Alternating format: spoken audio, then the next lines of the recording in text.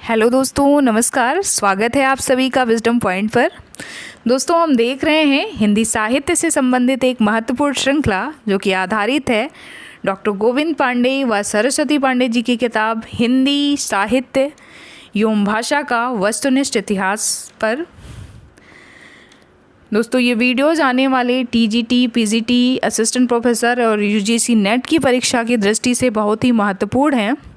तो आइए देखते हैं आज का वीडियो। हम देख रहे हैं हिंदी आलोचना का विकास, जिसमें हम आ पहुँचे हैं मार्क्सवादी या प्रगतिवादी आलोचना पर। तो आइए देखते हैं हिंदी का प्रथम मार्क्सवादी आलोचक कौन था, उनके बारे में। ये महत्वपूर्ण पॉइंट है। हिंदी का प्रथम मार्क्सवादी आलोचक शिवदान सिंह चौहान को माना जाता है। शिवदान सिंह चौहान द्वारा लिखा भारत में प्रगतिशील साहित्य की आवश्यकता 1937 शीर्षक निबंध को प्रथम मार्क्सवादी समीक्षा स्वीकार किया जाता है। इन्होंने एक निबंध लिखा था जिसका शीर्षक है भारत में प्रगतिशील साहित्य की आवश्यकता, जिसको प्रथम मार्क्सवादी समीक्षा के रूप में स्वीकार किया जाता है। आइए देखते हैं हिंदी के महत्वपूर्ण मार्क्सवादी समीक्षकों को और उनकी आलोचनात्मक कृतियों को, जिसमें पहला नाम आता है प्रकाश चंद्र गुप्त जी का। प्रकाश चंद्र गुप्त जी एक मार्क्सवादी आलोचक हैं। कभी कभी ये मार्क्सवादी आलोचकों के नाम दिए जाते हैं और उसमें से आपको एक विकल्प चुनना रहता है कि इसमें से कौन मार्क्सवादी आलोचक नहीं है। तो आप उनकी कृतियों को तो जानिए ही जानिए, लेकिन उनके नाम पे ज़रूर फोकस करिए कि कम से कम हमें इतना पता रहे कि कौन मार्क्सवादी आलोचक है। तो इसमें पहला नाम आता है प्रकाश चंद्र गुप्त जी का, जिनकी आलोचनात्मक कृति का नाम है नया हिंदी साहित्य, आधुनिक हिंदी साहित्य एक दृष्टि, हिंदी साहित्य की जनवादी परंपरा और साहित्य धारा। के प्रमुख आलोचनात्मक कृति हैं प्रकाश चंद्र गुप्त जी के। अगले मार्क्सवादी आलोचक हैं शमशेर बहादुर सिंह, जिनके आलोचनात्मक ग्रंथ हैं दुआब 1948 ईस्वी में प्रकाशन वर्ष है इसका, कुछ गद्य रचनाएं 1988, कुछ और गद्य रचनाएं 1989। अगला बड़ा नाम जो कि प्रगतिशील या मार्क्सवादी आलोचना की दृष्टि से सबसे बड़ा नाम आता है रामविलास शर्मा जी का, जिन्होंने प्रेमचंद 1941, भारतेंदु युग 1943, निराला 1946, प्रगति और परंपरा 1949, साहित्य और संस्कृति 1949, प्रेमचंद और उनका युग 1952, प्रगतिशील साहित्य की समस्याएं, आचार्य रामचंद्र शुक्ल और हिंदी आलोचना 1955, भाषा और समाज 1961, साहित्य अस्थायी मूल्य और मूल्यांकन 1968, निराला की साहित्य साधना 3 भागों में इन्होंने लिखा है, जिसमें इनके 3 भागों का प्रकाशन हुआ था।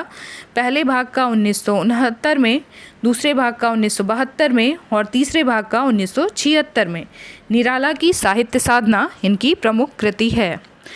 भारतेंदु युग और हिंदी साहित्य की विकास परंपरा 1975, महावीर प्रसाद द्विवेदी और हिंदी नवजागरण 1977, नई कविता और अस्तित्ववाद 1978, हिंदी जाति का साहित्य 1986 और भारतीय सौंदर्य बोध और तुलसीदास 2001।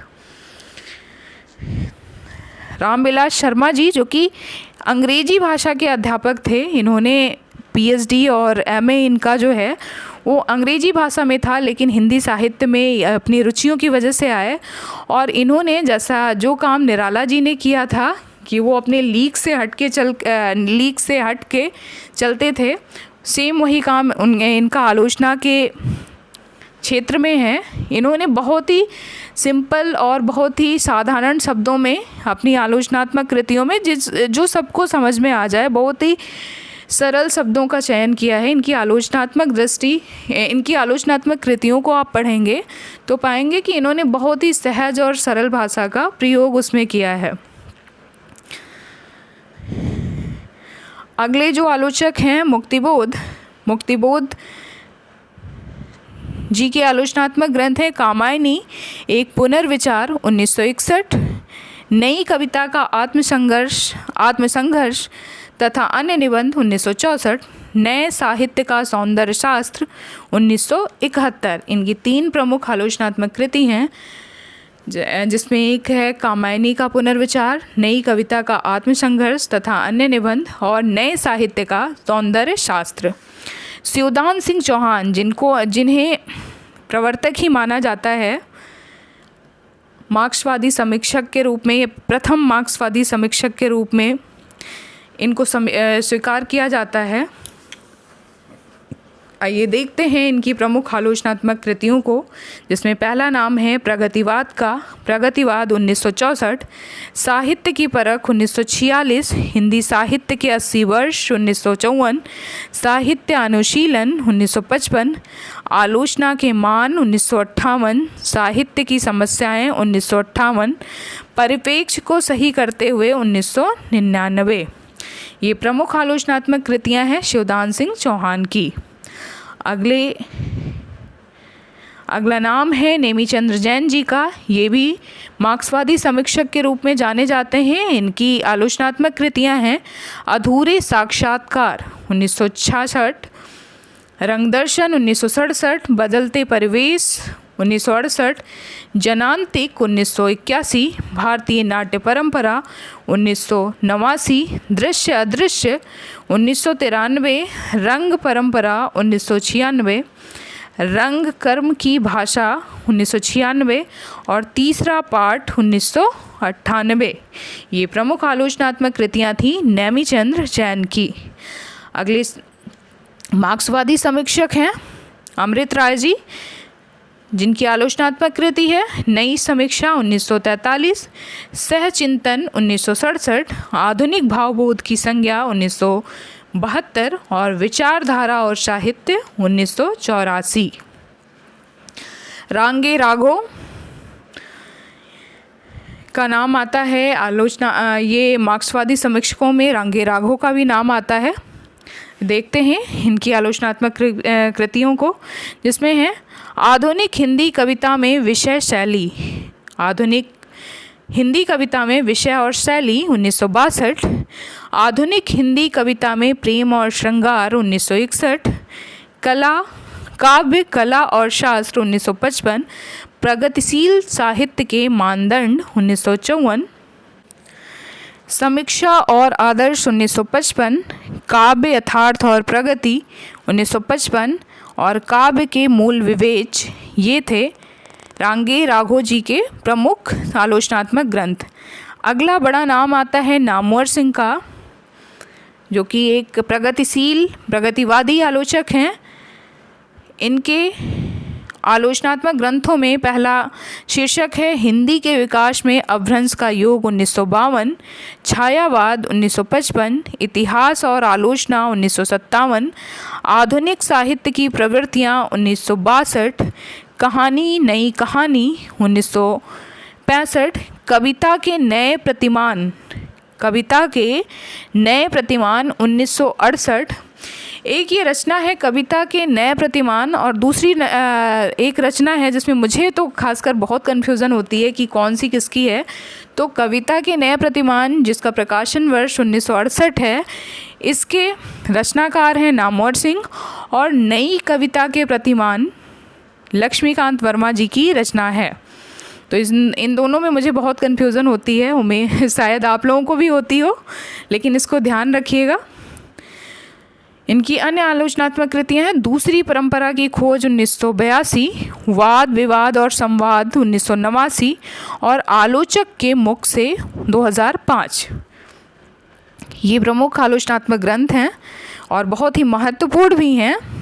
नामवर सिंह हिंदी आलोचना की दृष्टि से बहुत ही बड़ा नाम है, तो इनकी आलोचनात्मक कृतियों को हमें याद ही होना चाहिए, उसके बारे में हमें पूर्ण जानकारी होनी ही चाहिए। अगले समीक्षक हैं विशंभर नाथ उपाध्याय जी, जिनके आलोचनात्मक ग्रंथ हैं पंत जी का नूतन काव्य और दर्शन, हिंदी की दार्शनिक पृष्ठभूमि, निराला की साहित्य साधना। हमने देखा कि निराला की साहित्य साधना के नाम से सबसे पहले रामविलास शर्मा जी ने लिखा था। नहीं, विशंभर अगर हम कालक्रम की दृष्टि से देखें तो 1958 में इन्होंने लिखा था निराला की साहित्य साधना, और रामविलास शर्मा जी ने 1969 में शायद पहला भाग उसका जो 3 खंडों में है निराला की साहित्य साधना, उसका प्रथम भाग का प्रकाशन वर्ष है 1969 ईस्वी। तो लिखते तो ये पहले हैं निराला की साहित्य साधना, लेकिन जो चर्चित है, जो प्रसिद्ध है हिंदी साहित्य में आलोचना की दृष्टि से, वो रामविलास शर्मा जी का निराला की साहित्य साधना है। आधुनिक कविता सिद्धांत और समीक्षा 1960, कबीरदास 1961, समकालीन सिद्धांत और साहित्य 1973, समकालीन कविता की भूमिका 1973, उजले और उबलते प्रश्न 1976, स्वातंत्रोत्तर कथा साहित्य 1978, भारतीय काव्य शास्त्र का द्वंद्वात्मक आलोक में अध्ययन 1980, मीमांसा और पुनर्मूल्यांकन 1986, समकालीन मार्क्सवाद 1987, सिद्ध सराहपा 2004 और भारतीय काव्य शास्त्र का इतिहास 2005। ये प्रमुख आलोचनात्मक ग्रंथ थे विशंभरनाथ उपाध्याय जी के। अगला नाम आता है रमेश कुंतल मेघ जी का। ये भी मार्क्सवादी आलोचक के रूप में हमारे सामने हैं। आइए देखते हैं इनकी आलोचनात्मक कृतियों को। मिथक और स्वरूप, कामायनी की मनस सौंदर्य, सामाजिक भूमिका 1962, आधुनिक बोध और आधुनिकीकरण 1969, मध्यकालीन रस दर्शन और समकालीन सौंदर्य बोध, तुलसी आधुनिक वातायन से, ये कई बार पूछा गया है प्रश्न, तुलसी आधुनिक वातायन से 1973, कला शास्त्र और मध्यकालीन भाषिकी क्रांतियाँ, सौंदर्य मूल और मूल्यांकन, क्योंकि समय एक शब्द है 1975, अथातो सौंदर्य जिज्ञासा 1977। ध्यान दीजिएगा, अथातो सौंदर्य जिज्ञासा ये रमेश कुंतल मेघ का है, और अथातो घुमक्कड़ जिज्ञासा ये राहुल सांकृत्यायन जी की कृति है। साहित्य है सौंदर्य प्राशनिक, कामायनी पर एक नई किताब, ये प्रमुख जो आलोचनात्मक ग्रंथ हैं ये हैं रमेश कुंतल मेघ जी के। अगला नाम देखते हैं शिव कुमार मिश्र जी का, जिनके आलोचनात्मक ग्रंथों के नाम हैं कामायनी और प्रसाद की कविता गंगा, वृंदावन लाल वर्मा उपन्यास और कला, नया हिंदी काव्य, आधुनिक कविता और युग दृष्टि, प्रगतिवाद, मार्क्सवाद साहित्य चिंतन, इतिहास और सिद्धांत, यथार्थवाद, साहित्य और सामाजिक संदर्भ, प्रेमचंद विरासत का सवाल, भक्ति काव्य और लोक जीवन, हिंदी आलोचना की परंपरा और आचार्य रामचंद्र शुक्ल, और आलोचना के प्रगतिशील आयाम, शिव कुमार मिश्र के ये प्रमुख आलोचनात्मक ग्रंथ हैं।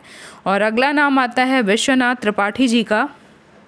विश्वनाथ त्रिपाठी जी जो कि हजारी प्रसाद द्विवेदी जी के शिष्य थे, इनकी आलोचनात्मक दृष्टि का नाम है हिंदी आलोचना 1970, लोकवादी तुलसीदास 1974, मीरा का काव्य 1979, देश के इस दौर में हिंदी साहित्य का सरल इतिहास, ये बहुत ही प्रसिद्ध इनकी ये आलोचनात्मक कृति है, हिंदी साहित्य का सरल इतिहास, पेड़ का हाथ, केदारनाथ अग्रवाल जी पे इन्होंने लिखा है पेड़ का हाथ। अगले मार्क्सवादी समीक्षक हैं आस्वाद धनंजय वर्मा, जिनके कृतियों के नाम है आस्वाद के धरातल, निराला काव्य का पुनर्मूल्यांकन, हस्तक्षेप, आलोचना की रचना यात्रा, आधुनिक कविता के बारे में 3 अध्याय और आधुनिकता इनके प्रमुख आलोचनात्मक ग्रंथ। हिंदी कहानी का रचना शास्त्र और हिंदी कहानी का सफ़रनामा, ये धनंजय वर्मा के आलोचनात्मक ग्रंथ हैं। अगला नाम आता है मार्क्सवादी समीक्षकों में नंद किशोर नवल जी का, जिनके आलोचनात्मक ग्रंथ हैं कविता की मुक्ति, हिंदी आलोचना का विकास, प्रेमचंद्र का सौंदर्य शास्त्र, शब्द जहाँ सक्रिय हैं, यथा प्रसंग, मुक्तिबोध, ज्ञान और संवेदना, समकालीन काव्य यात्रा, दृश्यालेख, निराला, कृति से साक्षात्कार, जो कि 2 भागों में है, निराला, कृति से साक्षात्कार, रचना का पक्ष, शताब्दी की कविता, पार्श्व छवि, निराला काव्य की छवियाँ, कविता, पहचान और संकट, और तुलसीदास।